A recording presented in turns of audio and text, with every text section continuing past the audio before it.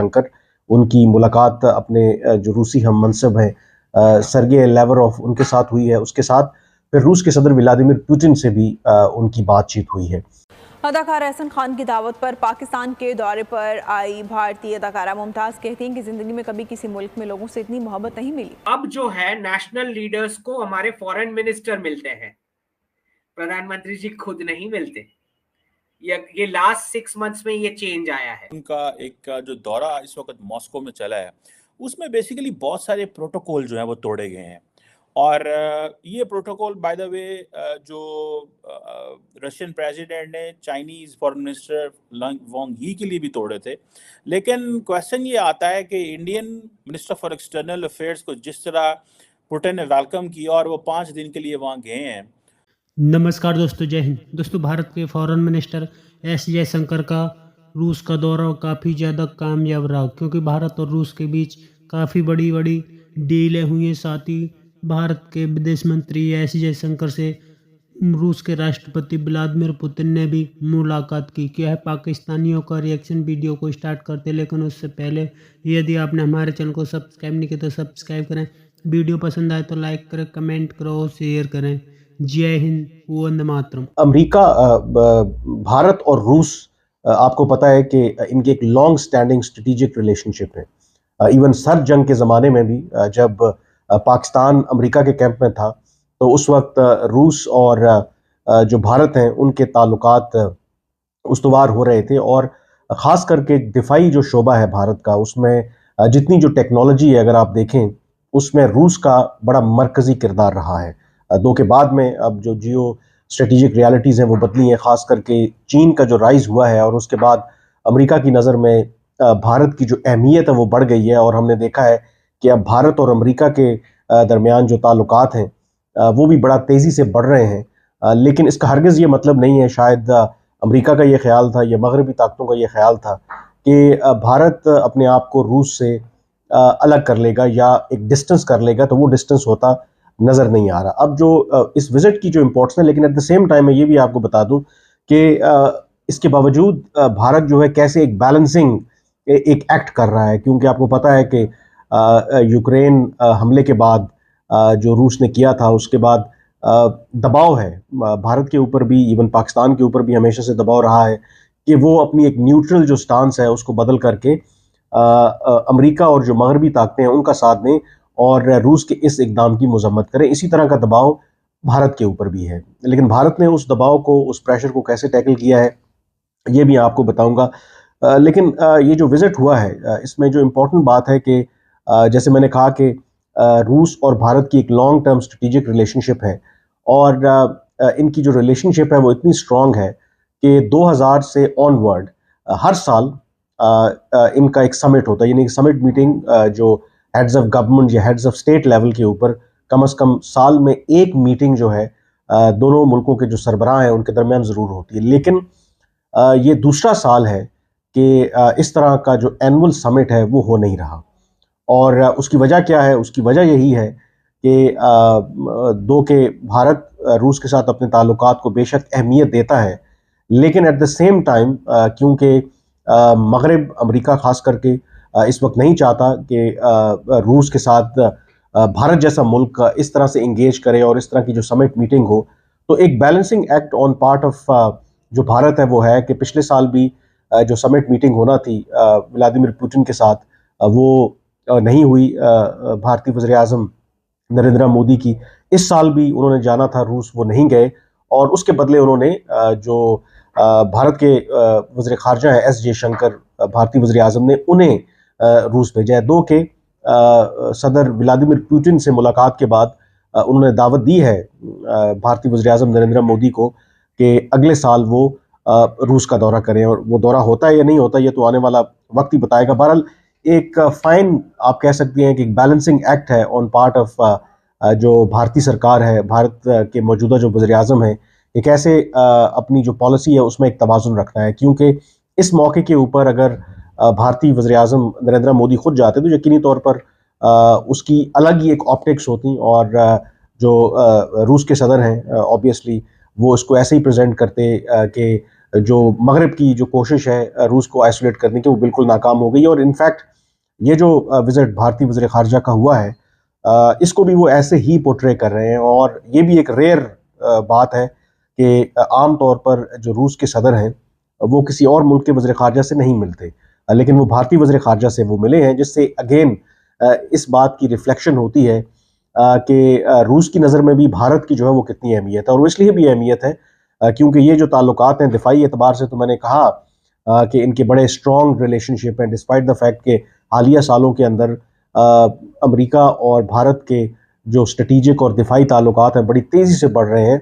और भारत जो है वो अमेरिका से भी दिफाई साजो सामान ख़रीद रहा है। लेकिन आज भी जो रूस है वो वन ऑफ द लार्जेस्ट आप कह सकते हैं कि एक्सपोर्टर है या आम जो सप्लाई कर रहा है वो भारत को। और इसमें जो दूसरा इम्पॉर्टेंट फैक्टर है कि जब यूक्रेन में हमला हुआ, जो रूस ने इन्वेड किया, तो उसके बाद यकीनी तौर पर रूस को पाबंदियों का सामना था इक्तिसादी मगरब की तरफ से। लेकिन उन इक्तिसादी पाबंदियों का किसी हद तक जो मनफी असर है उसको ख़त्म करने में भारत ने अहम किरदार अदा किया। यानी भारत ने रूस से डिस्काउंटेड जो ऑयल है वो उनसे ख़रीदा। और जो पिछले साल के दोनों मुल्कों के दरमियान जो बायलैटरल ट्रेड के फिगर्स हैं वो 50 अरब डॉलर से तजावुज़ कर गए हैं। तो ये बड़े पैमाने पे मिलिट्री जो हार्डवेयर है उसकी डिस्कशन हो रही है कि वो कैसे इंडिया जो है वो एक्वायर करने जा रहा है और कैसे इन्वेस्टमेंट करने जा रहा है। आज बल्कि अगर आप देखें कि जो अमेरिका का जो दफाई अदारा है पेंटागन फॉर एग्जांपल, उन्होंने ये कहा है कि जी हम इंडिया की जो डिफेंस मॉडर्नाइजेशन प्लान है जिसमें पर्टिकुलरली को प्रोडक्शन पे फोकस कर रहे हैं for the fighter jet engines और स्ट्राइकर्स के हवाले से, और वो जो व्हीकल्स और लॉन्च के लिए और डिफेंस एक्सेलरेशन इकोसिस्टम के लिए। अब वो यही चीज़ इंडिया रशियन जो है वो भी इंडियंस को दे रहे हैं। इस सारी सिचुएशन में पाकिस्तान कहाँ खड़ा और हम क्या कर रहे हैं और क्या हो रहा है और हमारे लिए कितनी डिसएडवांटेजेस पोजीशन है, मेरा ख्याल है इसको बेस से समझने की ज़रूरत है। आप देखें कि इंडियंस जो हैं वो अगर रशिया पहुंचते हैं तो किस तरह का वेलकम दिया जा रहा है उनको, और अमेरिका जाते हैं तो किस तरह का वेलकम दिया जा रहा है। इट्स जस्ट द सेम, कोई कमी नहीं है वेलकम की।